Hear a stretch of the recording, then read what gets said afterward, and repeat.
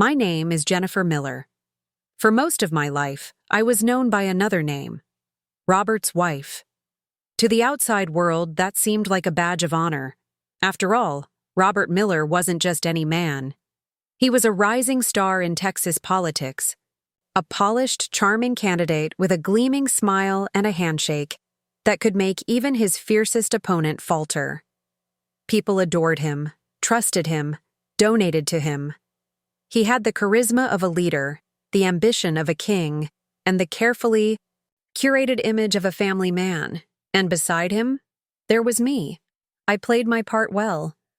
The elegant wife at his fundraisers, smiling for cameras, shaking hands, thanking donors for their belief in our future. I organized charity galas, chaired luncheons, cut ribbons at community centers. My dresses were always tasteful, my hair styled to perfection, my smile never wavering. I was the picture of grace and loyalty. The truth? It was an act. Because what people didn't see was the emptiness behind Robert's charm, the way his smile faded the moment cameras stopped flashing. At home, the warmth drained from his voice, replaced by calculation. Our marriage wasn't love anymore. It was strategy. I was part of his brand, an accessory to his ambition, and for years I accepted it. Why? Because that was the world I was raised in. I grew up in Dallas, in a family that believed appearances meant everything. My father drilled it into me.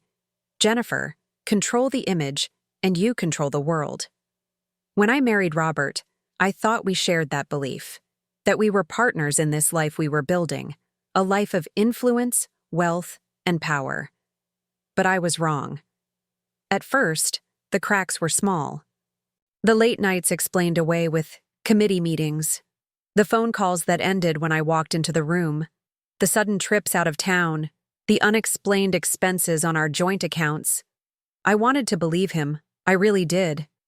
But the woman's intuition, that whisper in your chest you can't quite silence, kept tugging at me. Then came the silence. He stopped asking me about my day, stopped including me in decisions, stopped caring whether I was even in the room. I became a ghost in my own marriage, existing only for the public moments when the cameras were watching. And yet, every Sunday at church, people looked at us with admiration.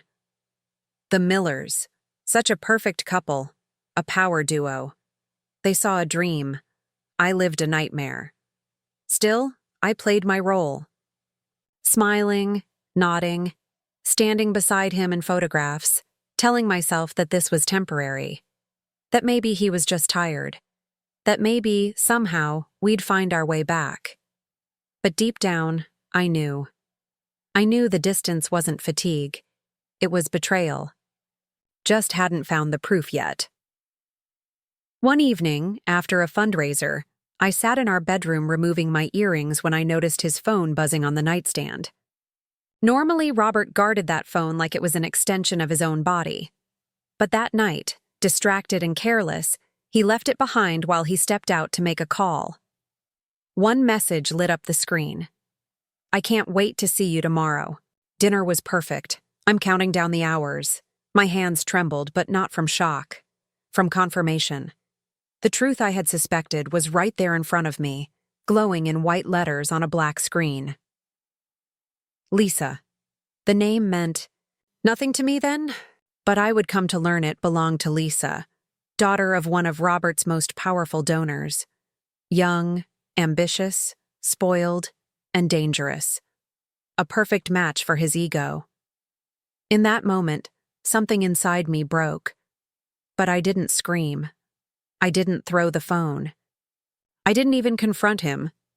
Instead, I smiled at my reflection in the mirror, sliding the earrings back into their velvet case, because I remembered what my father had taught me. Control the image, and you control the world. Robert thought I was weak. He thought I was blind. He thought he could betray me and walk away untouched. But he had forgotten one very important truth. The crown he wore so proudly was poisoned, and I was the one holding the chalice. Betrayal doesn't scream when it arrives. It whispers, softly enough that you almost convince yourself you're imagining it. Robert's betrayal came wrapped in charm and excuses. The morning after I saw Lisa's message, I watched him button his shirt in the mirror. The same man who once kissed my forehead before long days at the Capitol now barely glanced at me as he straightened his tie.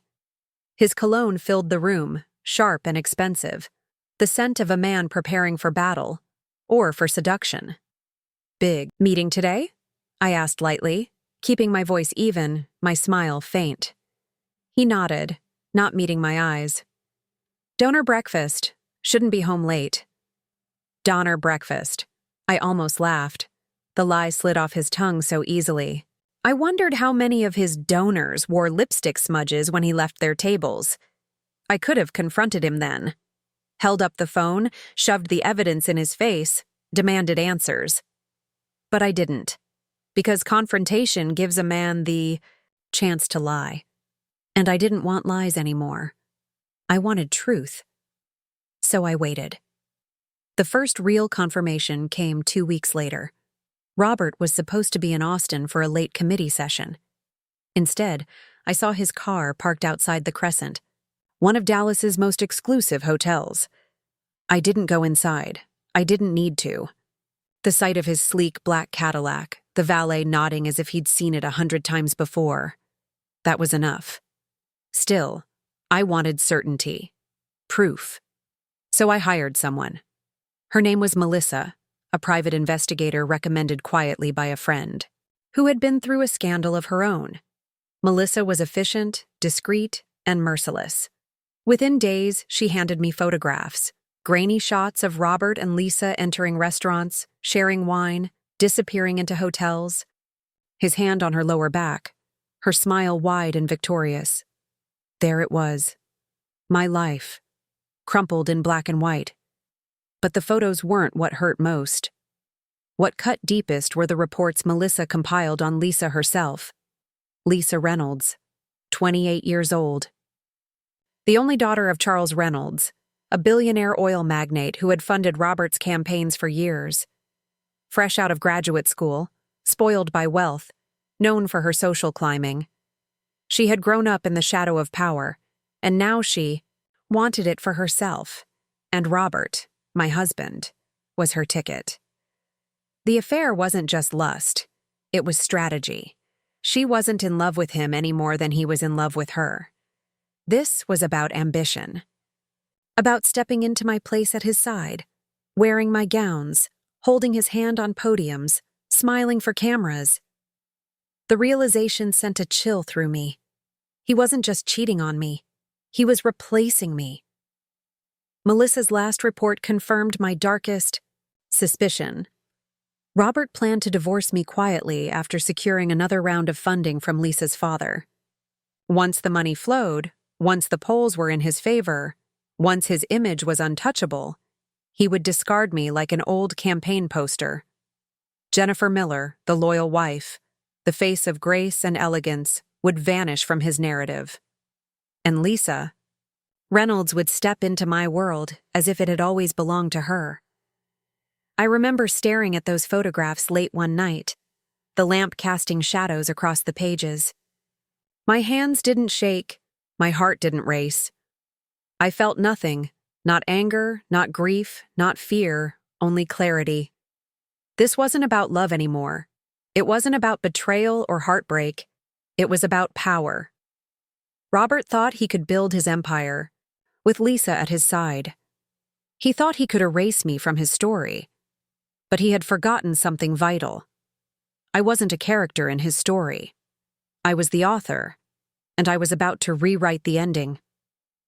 People expect the betrayed wife to fall apart.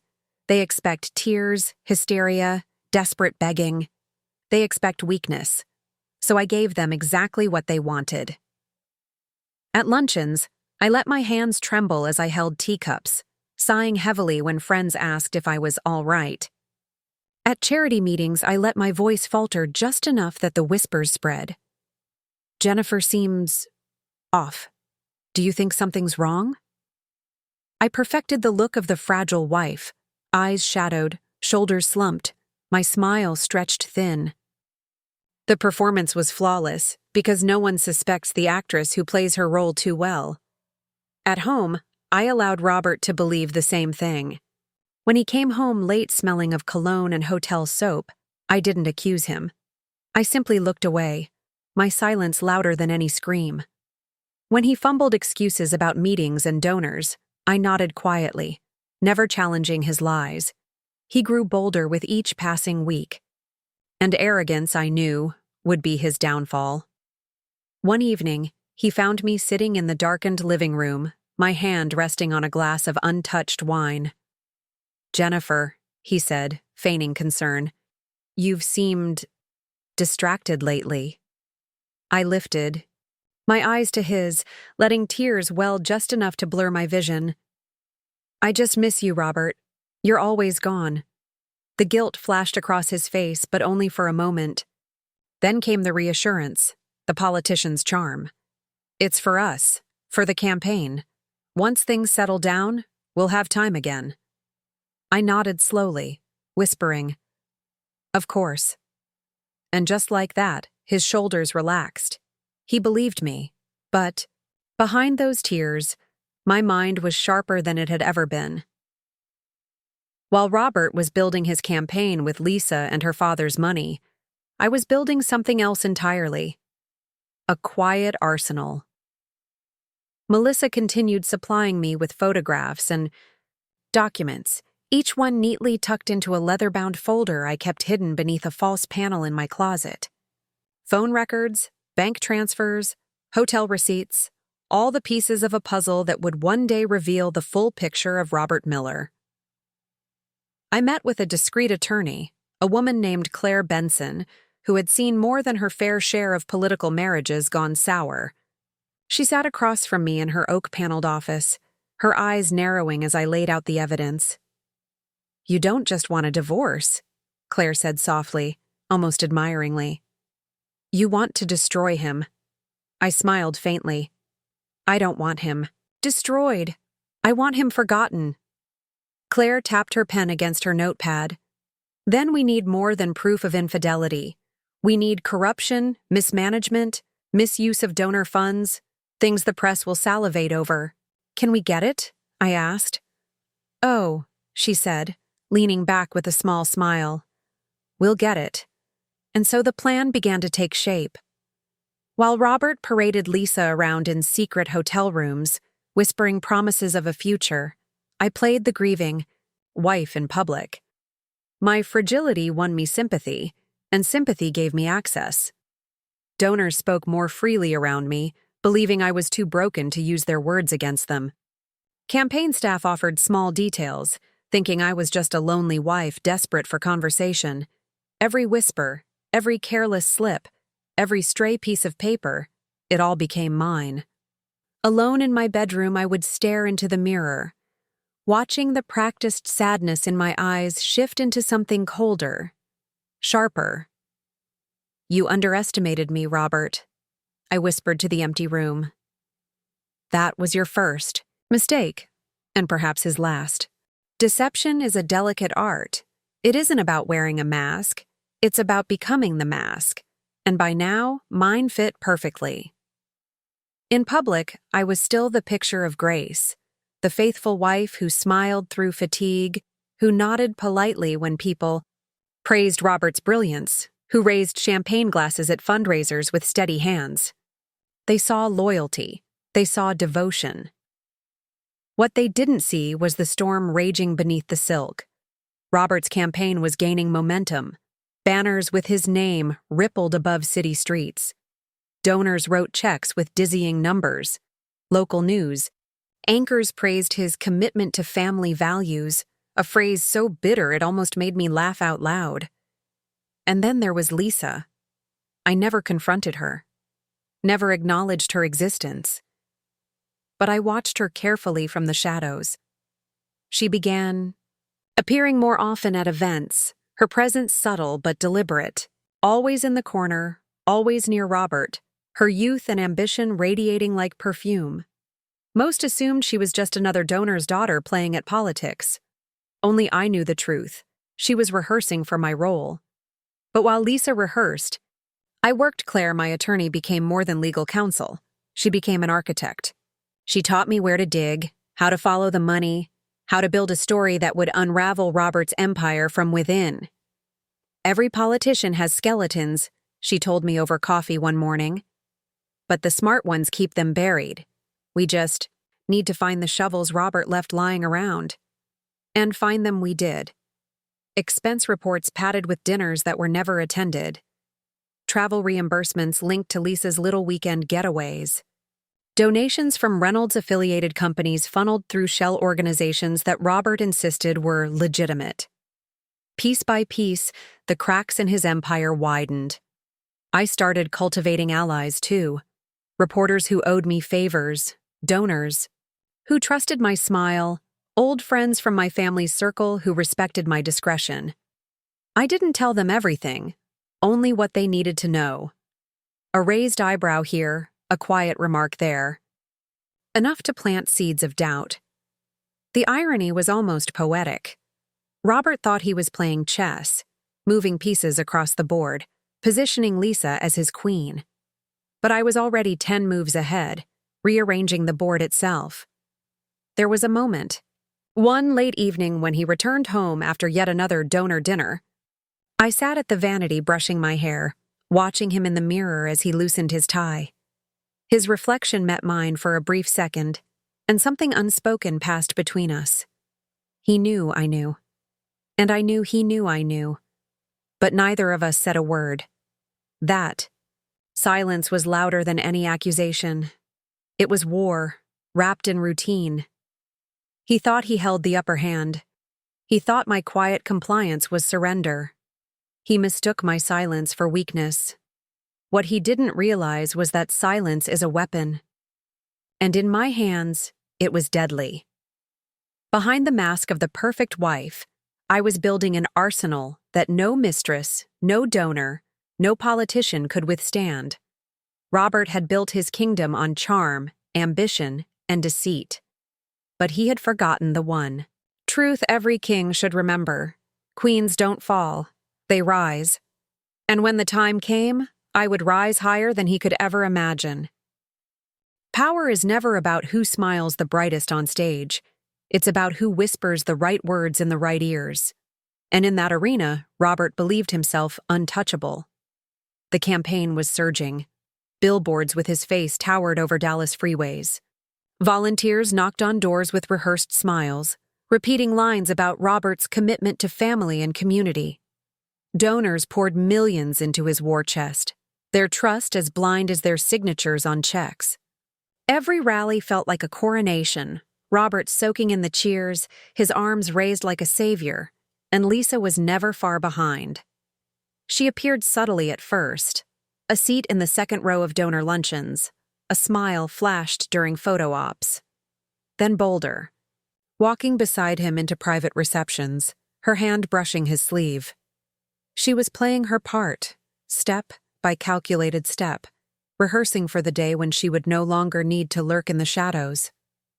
Robert thought no one noticed. But I noticed everything. Behind my mask of elegance, I worked quietly, weaving threads no one else could see. I charmed donors with sympathetic smiles, letting them believe I was the tired but devoted wife holding her husband's empire together. They trusted me. They confided in me. Over whispered champagne conversations, I learned which donations were clean and which were less so. Who Robert owed favors to, which promises he had already broken. I cultivated relationships with reporters. As well, some were hungry for a story, others owed me favors from past campaigns. A few simply admired me, mistaking my poise for vulnerability. I gave them just enough to keep them circling, an innocent comment here, a raised brow there, until their curiosity sharpened into obsession. Even within Robert's staff, I found cracks. A campaign manager exhausted by his arrogance, a finance officer frustrated by creative accounting. People talk when they believe no one is listening. And I was always listening. Claire guided me at every step, her advice razor sharp. Patience, she reminded me. You don't topple a king in a single strike. You chip away until the crown is too heavy to hold. So I chipped. The irony was exquisite. Robert paraded around Texas shaking hands, delivering speeches about trust and loyalty, while I quietly mapped every fault line in his empire. Every dollar, every secret, every hidden affair. At home, our interactions became a silent dance of suspicion. He grew careless, arrogant. He no longer looked at me as a threat, only as a shadow in his periphery. One night, he glanced at me and said, almost absent-mindedly, "You've always been so supportive, Jen. I don't know how I'd do this without you." I smiled, adjusting his cufflink with steady fingers. "You don't have to know, Robert. That's what I'm here for." The truth of that statement was delicious. He didn't know how he'd do it without me, because he couldn't. Every empire he built was on foundations I quietly helped lay. And when I pulled those foundations out from under him, the collapse would be absolute.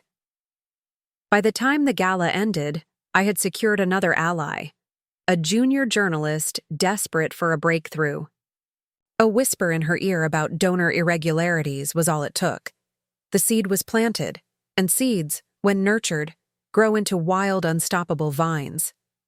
Robert thought he was ascending, preparing for his crown. What he didn't realize was that the crown was already poisoned, and I was the poison.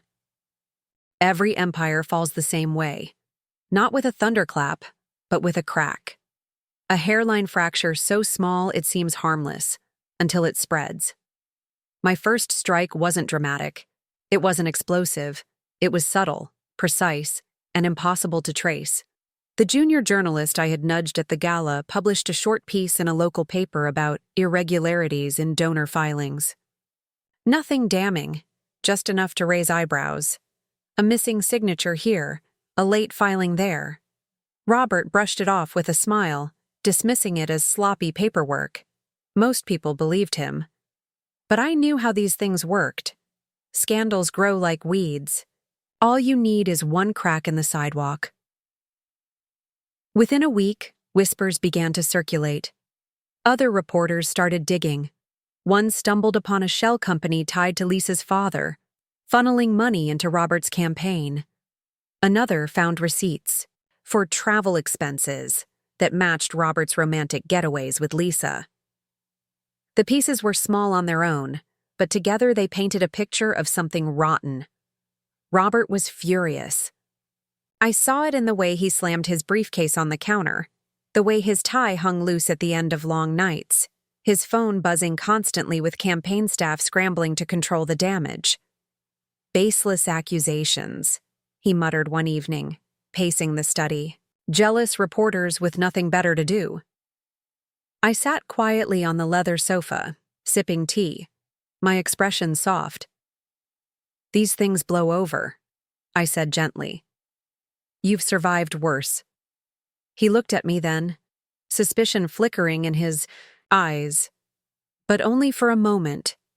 I lowered my gaze, playing the fragile wife once more, and the suspicion faded. He had no idea I was the one holding the match, but the fire was spreading. Lisa's name surfaced in the background of one article, a faint connection that hinted at impropriety. At first, Robert's staff managed to scrub it away, calling it a misprint. But the seed had been planted. Whispers of the donor's daughter began weaving through political circles, and I fed those whispers carefully.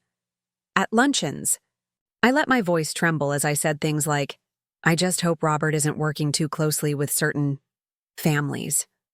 At charity dinners, I sighed softly when someone asked about Lisa, answering only with silence. Silence, I knew, speaks louder than lies. The effect was intoxicating.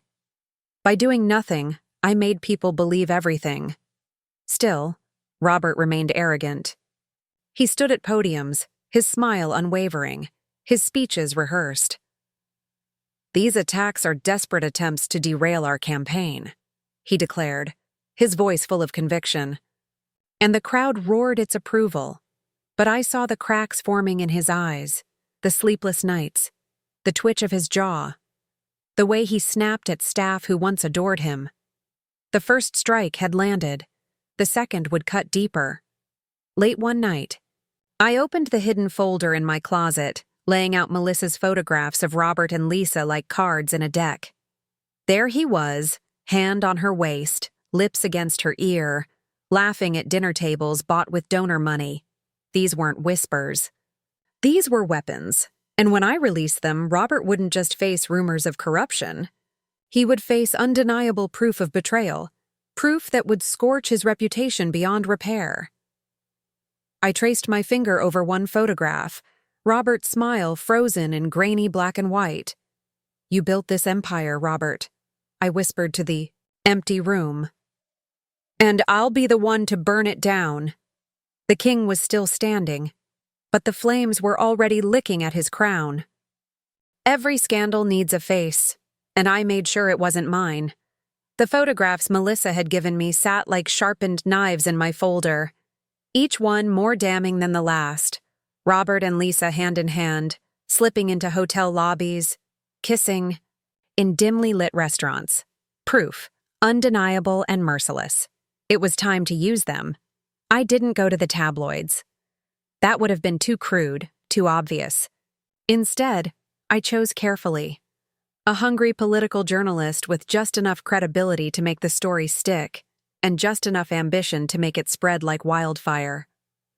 I slid the envelope across the table during a quiet lunch in a Dallas cafe, my expression weary, my voice soft. "Anonymous source," I whispered. "Someone thought you should see this." The next morning, the headline exploded across local news sites.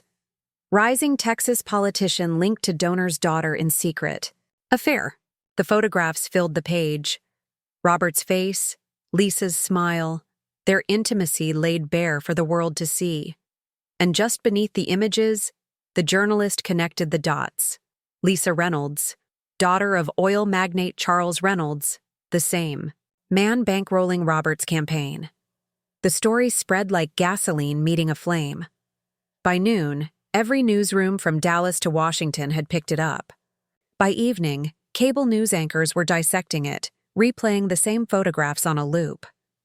Robert came home that night like a storm. His face was crimson, his eyes wild. He slammed the newspaper on the kitchen counter, the headline screaming, "Up at me." "This is slander," he roared, pacing like a trapped animal. "They're trying to destroy me. Do you understand what this means for the campaign?" I feigned shock, pressing a trembling hand to my mouth. "Robert, is it true?" His jaw clenched, his eyes flickering with rage. "Of course not. This is politics, lies, smear campaigns." But his voice cracked on the last word, and I knew he heard it too. The hollow echo of a man running out of excuses. The fallout was immediate. Donors called in panic, questioning the integrity of their investment. Opponents seized the opportunity, their attack ads practically writing themselves. And the Reynolds family, Lisa's own family, was humiliated. Charles Reynolds, a man who had built his fortune on power and pride, was suddenly the father of the mistress. His fury was volcanic. Rumors swirled that he'd withdrawn support, that heated arguments had erupted behind closed doors. And Lisa? She vanished. No more photographs, no more appearances at Robert's side. She was the ghost of a scandal, haunting his every step without saying a word. Robert tried to salvage what he could: press conferences, statements of denial, forced smiles. But the photographs were merciless. No matter what words he said, the images told their own truth. At a fundraiser days later, I stood beside him on stage, cameras flashing. My smile was serene, my hand lightly touching his arm. I could feel the tension in his body, the anger radiating off him in waves. And yet, to the world, we were still the picture of unity. It was my finest performance. As we left the stage, a donor leaned close to me and whispered, "Stay strong, Jennifer. Everyone's praying for you." I nodded, my eyes glistening. Inside, I almost laughed. because what no one realized was that I wasn't surviving Robert's scandal. I was orchestrating it. And the more he struggled, the deeper he sank into the quicksand I had prepared. Robert had always believed he could trade me in for a younger model. But now the world didn't see him as a family man, or even a rising star. They saw him for what he truly was: weak, corrupt, and reckless. And all it took was a single name, Lisa, to turn his crown to ash. Scandals don't live in courtrooms. They live in whispers, in headlines, in the endless chatter of a public hungry for blood. Robert was no longer the rising star of Texas politics. He was the punchline. The affair story had evolved into something uglier. Reporters dug deeper, connecting Lisa not just to Robert's personal life, but to his finances. Conflict of interest became the phrase of the week. Donations tied to Charles Reynolds were suddenly suspect. Articles asked whether Robert had traded influence for intimacy. Every night, the news showed the same photographs: Robert's hand at the small of Lisa's back, their secret dinners, their stolen embraces. His name once evoked admiration. Now, it was a synonym for corruption, and I became the tragic heroine. Donors, neighbors, even strangers reached out with sympathy. They clasped my hands at galas, their eyes brimming with pity. "Jennifer, you're so strong. Jennifer, you don't deserve this." They never suspected I was the one feeding the fire they pitied me for. Robert, meanwhile, unraveled. He barked at his staff. He smashed his phone against the wall one evening when another donor withdrew support. His temper boiled over at a press conference where a reporter shouted, "Are you sleeping with Lisa Reynolds?" Robert's denial came too quickly, too sharp. The clip replayed endlessly, his fury making him look guilty. Behind closed doors, his paranoia grew. He paced the house late at night, muttering about conspiracies, convinced his enemies were orchestrating the attacks. He never once considered that the enemy was under his own roof. One evening, he stormed into the bedroom, his face pale, his eyes bloodshot. "Jennifer," he snapped, "I need you to speak publicly. Show them we're united. The voters need to see you stand by me." I looked up from my book, tilting my head. "Of course, Robert. Whatever you need." The relief on his face was almost pitiable. Almost. At the press conference the next day, I stood beside him, dressed in black, my expression composed. When a reporter asked how I was coping, I swallowed visibly and answered, "This has been difficult. But my husband is a good man, and I believe the truth will come out." It was a masterpiece of performance. My words sounded supportive, but my tone carried doubt. Every viewer heard something different. His supporters saw loyalty, while his detractors saw hesitation. The court of public opinion devoured it. And Robert? He never noticed. He was too busy drowning. By now, even Lisa had abandoned him. The Reynolds family issued a cold statement, distancing themselves from false allegations and quietly withdrawing their funding. Lisa disappeared from sight, her silence deafening. Robert had lost his mistress, his donors, his reputation. But the final blow hadn't yet fallen. That night, as Robert collapsed onto the couch, his tie undone, his face buried in his hands, he whispered, "Why is this happening to me?" I stood in the doorway, watching him crumble. For the first time, in years, he wasn't the polished politician, the untouchable king. He was just a man, weak, broken, lost. And in that moment, I almost pitied him. Almost, but pity has no place in revenge. The court of public opinion had already delivered its verdict. Now it was time for me to deliver mine. Empires don't collapse quietly. They implode, loud enough for the world to hear, slow enough for everyone to savor. Robert's collapse was no different. Within weeks, his campaign was in shambles. Donors pulled out one by one, terrified of being associated with the scandal. Endorsements vanished. Invitations to political events dried up. Even his closest allies stopped taking his calls. The man who once commanded standing ovations could no longer fill a banquet hall. The press circled like vultures. Every article, every broadcast dissected his downfall in gleeful detail. The rise and fall of Robert Miller. From family, man to scandal. Headlines that once praised his vision now mocked his name. The final blow came when the State Ethics Commission launched a formal investigation. Allegations of misused donor funds, conflicts of interest, even bribery. The evidence was damning, and most of it had come from my carefully curated folder, delivered anonymously to the right inboxes at the perfect time. Robert was finished. At home, the tension curdled into something bitter and heavy. He barely spoke to me anymore, except to mutter curses under his breath, convinced I was somehow to blame. But even then, he didn't truly suspect. In his mind, I was still the fragile wife clinging to the wreckage of her marriage. One night, I found him in his study, staring at the flickering light of the television as a news anchor dissected his downfall. His face was pale, hollow. His once perfect suit hung loose on his frame. The king's armor had rusted away. "They're destroying me," he whispered, almost to himself. "Everything I built, gone." I stepped into the room quietly. "Robert," I said softly, "maybe it's time to let go." He turned to me then, his eyes wild, searching. For what? Forgiveness? Hope? Salvation? I gave him none, only a calm smile.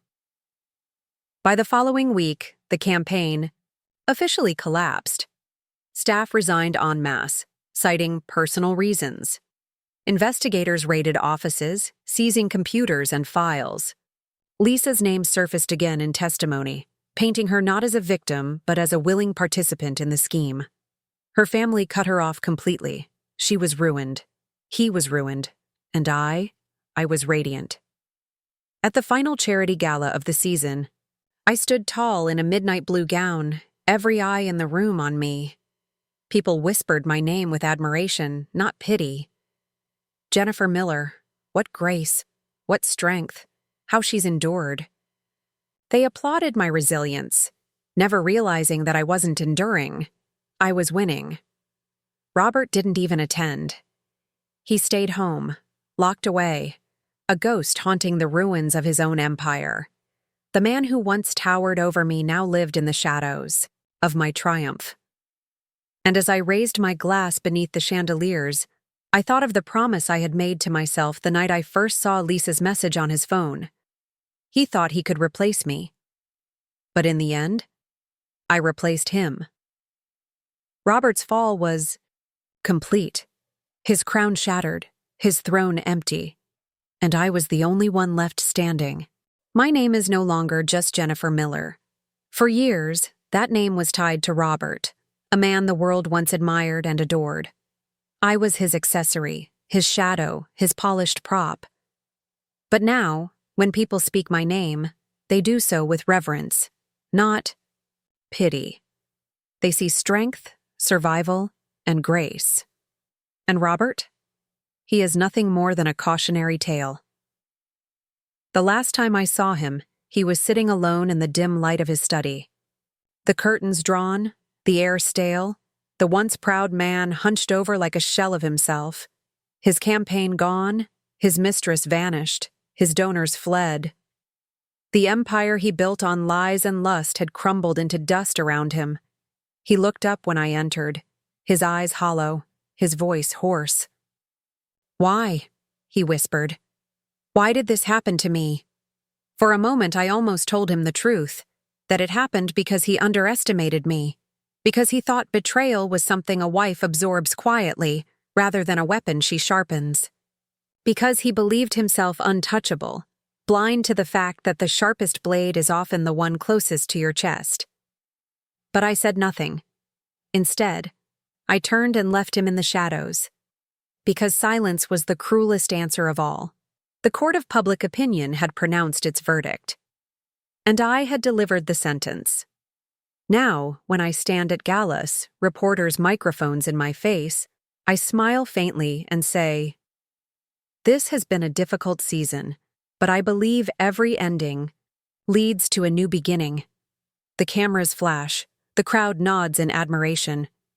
They call me resilient, dignified, unbreakable. They don't realize that behind every word, every smile, there is victory. Robert's crown was poisoned. He just didn't taste the venom until it was too late. And now, the crown is mine. Not the one built of votes and speeches and false promises, but a crown forged from truth, patience, and vengeance. A crown only I could wear. I am the queen who outlived the king. And this kingdom, this legacy, this story, belongs to me.